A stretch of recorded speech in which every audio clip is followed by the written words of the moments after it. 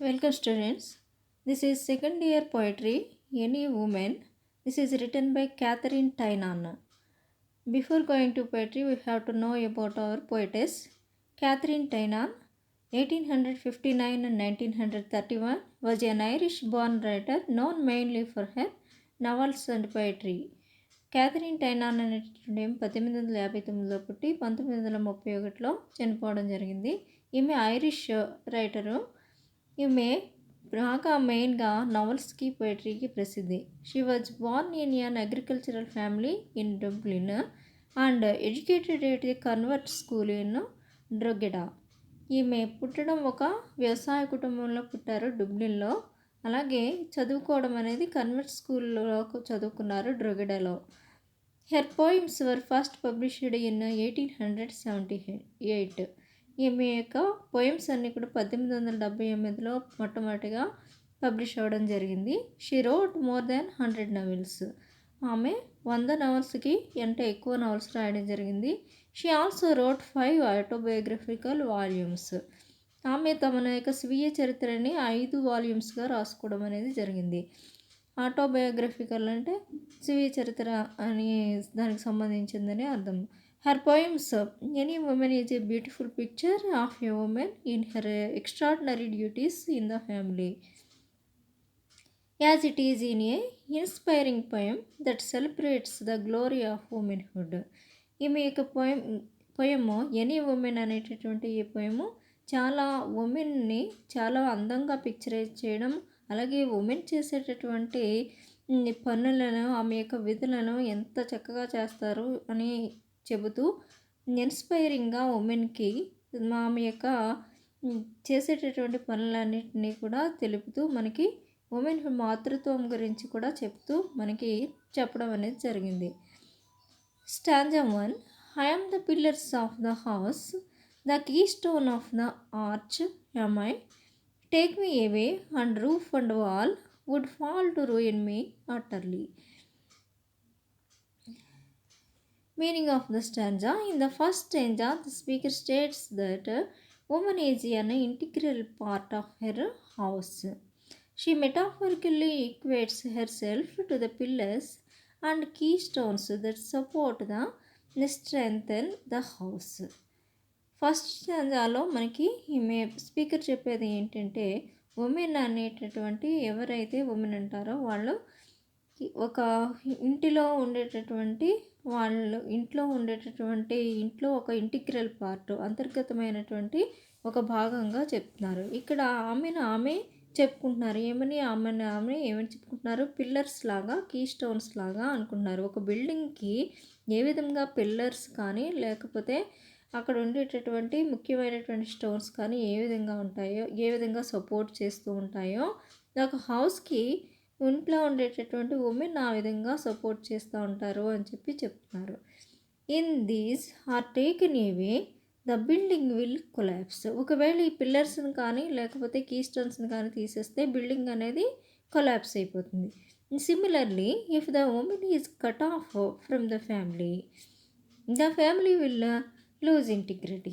అదేవిధంగా పిల్లర్స్ని తీసేస్తే ఇల్లు ఎలా పడిపోతుందో, ఒక ఉమెన్ కానీ ఇంట్లోంచి వెళ్ళిపోతే కనుక అక్కడ ఉండేటటువంటి ఇంటిగ్రిటీ, ఐకమత్యం అంతా కూడా వెళ్ళిపోతుందని చెప్తున్నారు. Just the keystone and pillars of the ruined house have no more existence, the disintegration of the family will destroy the women completely. మరి ఎప్పుడైనా సరే ఈ కీ స్టోన్స్ వాళ్ళైతే పిల్లర్స్ ఏవైతే ఉన్నాయో, ఒక పాడైపోయిన ఇంట్లో ఉండేటటువంటి స్టోన్స్ ఏమవుతాయి? పాడైపోయి పడిపోతూ ఉంటుంది ఇల్లు. అలాగే ఒక ఇంట్లో ఉమెన్ కానీ లేకపోతే కనుక ఆ ఫ్యామిలీలో ఉండేటటువంటి ఐకమత్యం అనేది వెళ్ళిపోతుంది, ఆ ఇల్లంతా కూడా నాశనం అయిపోతుందని చెప్తున్నాడు. The speaker says that a woman and the harmony of the family are depends upon one అనేది. అలాగే ఇంట్లో ఉండేటటువంటి ఉమెన్ వల్లనే మనకి ఎంతసేపు కూడా హార్మోనీ అంటే ఐకమత్యం ఏదైతే ఉందో, ఫ్యామిలీలో ఉండేటటువంటి ఐకమత్యము ఆధారపడి ఉంటుంది అని చెప్తున్నారు. Stanza 2. I am the fire upon the hearth. I am the light of the good sun. I am the heat that warms the earth, which else were colder than a stone. Hath the area around a fireplace.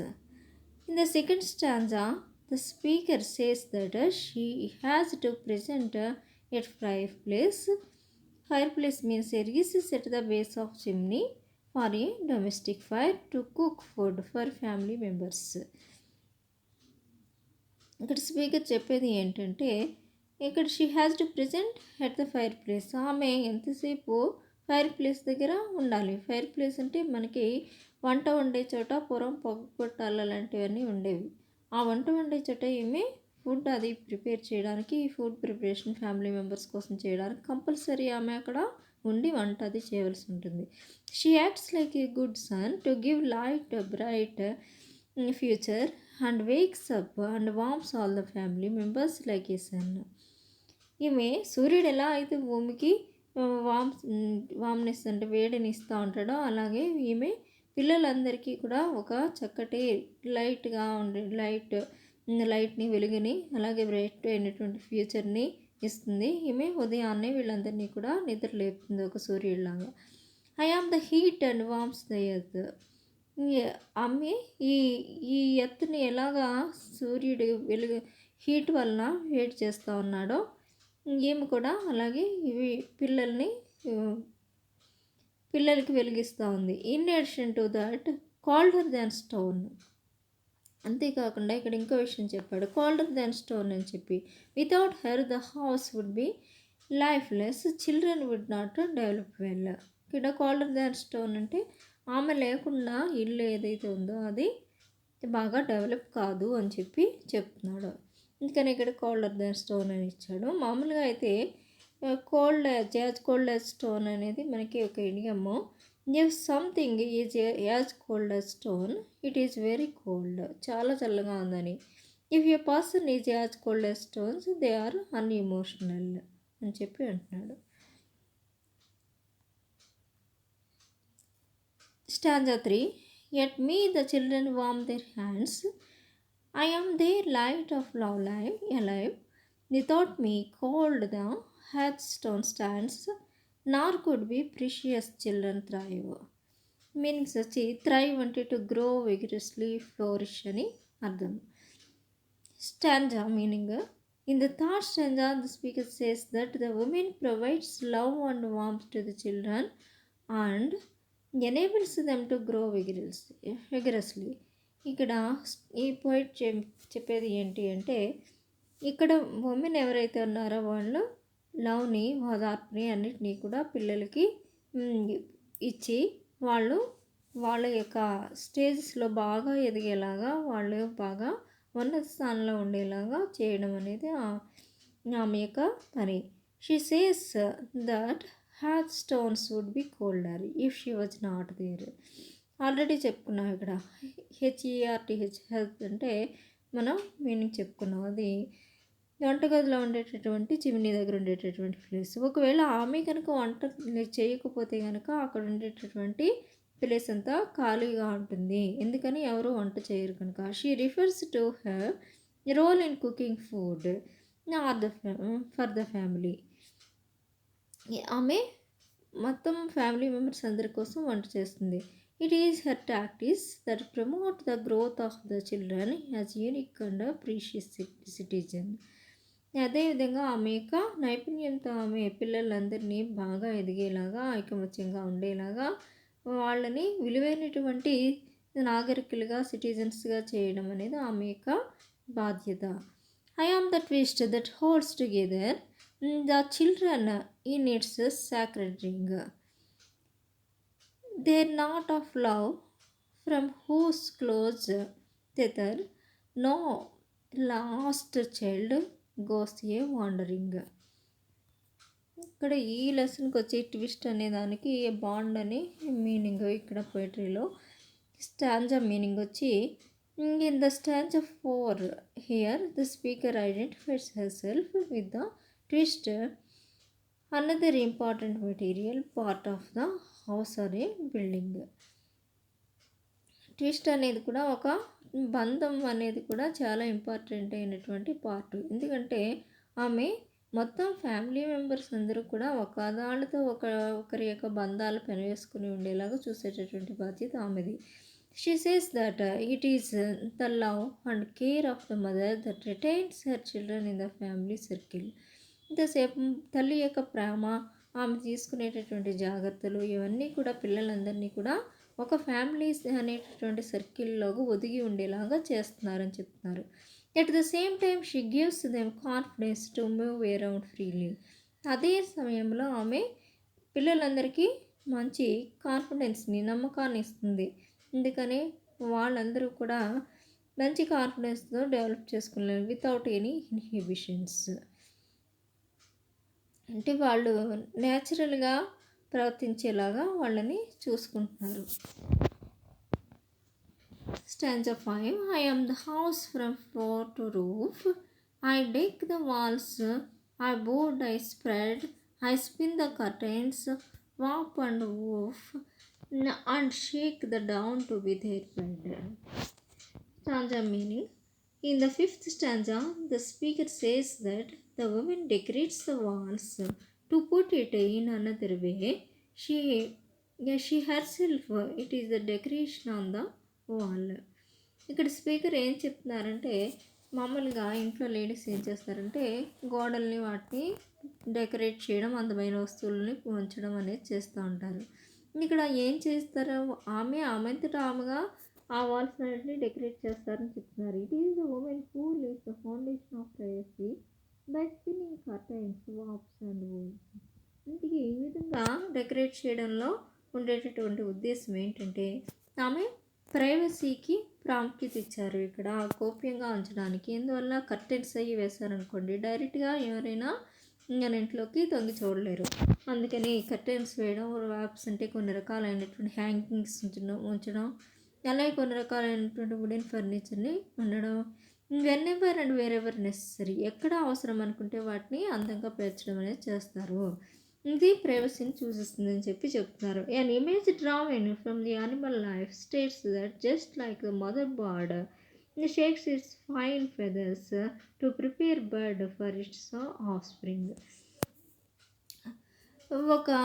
ఒక bird ఏ విధంగా తన గుడ్లు పెట్టే ముందు ఒక ఈకలతో వాటితో అన్నిటితోటి ఒక గూడుని తయారు చేసుకుంటూ ఉంటుందో, అదేవిధంగా తన పిల్లల కోసము చక్కటి ఏర్పాట్లన్నింటినీ, బెడ్స్ని వాటిని చేయడం చేస్తుంది. The mother sacrifice desires and pleasures for the family. తన యొక్క సొంత కోరికలని వాటినన్నింటినీ త్యాగం చేస్తుంది పిల్లల యొక్క సంతోషం కోసం. Stanza 6. I am their wall against all danger, their door against the wind and the snow, though whom a woman led in a manger, take me not till the children grow. Meanings. Manger, a long throw, though it is an old-fashioned. Stanza meaning. In the 6th stanza, the speaker says that the woman is the wall that safeguards her family from impending dangers. ఏదైనా ప్రమాదం వచ్చినప్పుడు నేను వాళ్ళకి ఒక గోడ ఏ విధంగా అడ్డంగా ఉంటుందో ఆ విధంగా నేను తన యొక్క ప్రాణాలను కూడా అడ్డంగా ఉంటానని చెప్తున్నారు ఆమె.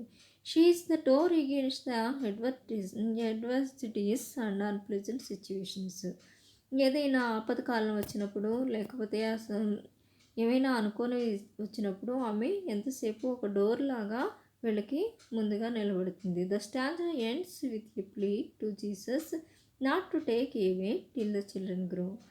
ఆమె దేవుడికి వందనిస్తున్నారు, నీవు నన్ను తీసుకువెళ్ళదు, ఆ పిల్లలందరూ ఆమె విన్నవించుకుంటున్నారు.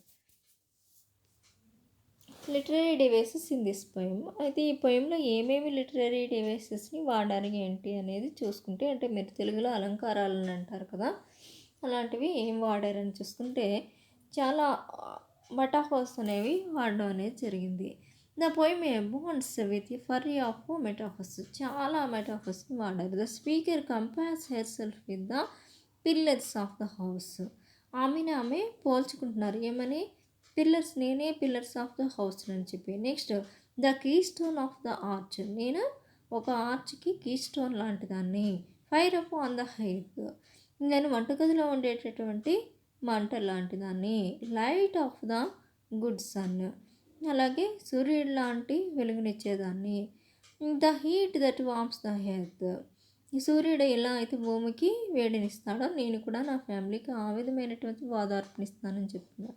Light of live not of love, house from floor to roof, నేను ఇంటికి ఫ్లోర్ నుంచి అంటే కింద ఫ్లోర్ నుంచి పైన ఉండేటటువంటి కప్పు వరకు అంతా నేనే. ఇంట్లో ఉండేటటువంటి ఈచ్ అండ్ ఎవ్రీథింగ్ నేనే. Wall against all the dangers, wall against all the dangers, నేను అన్ని రకాలైనటువంటి ప్రమాదాలకి ఒక అడ్డుగోడలా నిలబడతాను. And the door against the wind and snow, నేను ఒక డోర్ని. స్నో అలాంటివి గాలి, విపరీతమైన గాలి రాకుండా డోర్ ఎలా అడ్డుపడుతుందో నేను ఇలా అడ్డుపడతాను. All these metaphors are pointers to the maternal love. ఎందుకు ఇవన్నీ ఏం చెప్తున్నాయి? మెటర్నల్ లవ్ అంటే తల్లి చూపించేటటువంటి లవ్ని, మదర్ చూపించేటటువంటి లవ్ని మెటర్నల్ లవ్ అని అంటూ ఉంటారు. అందుకని ఇదంతా కూడా మాతృప్రేమకి చిహ్నం అని చెప్పి చెప్తున్నాడు. సెకండ్ పారాగ్రాఫ్ వచ్చి the sacred ring indicates the holiness associate with the marriage was and bondage with the family. ఇక్కడ సాక్రెడ్ రింగ్ అనేది ఏమి సూచిస్తుంది అని చూసుకుంటే కనుక ఇక్కడ మ్యారేజ్ యొక్క ఓస్ని అంటే పెళ్ళిలో చేసుకునేటటువంటి ప్రతిజ్ఞలు లేకపోతే ప్రతిజ్ఞల గురించి తెలియజేస్తుంది. అలాగే వాళ్ళ యొక్క బాండేజ్, ఫ్యామిలీ బాండేజ్ని తెలియజేస్తూ ఉంది. The ring is in the form of the circle which means forever. ఈ రింగ్ ఏదైతే ఉందో అది సర్కిల్లా ఉంటుంది కనుక దాని యొక్క అర్థం ఏంటంటే ఫర్ ఎవర్ అని. It symbolises wholeness, unity, perfection and piece.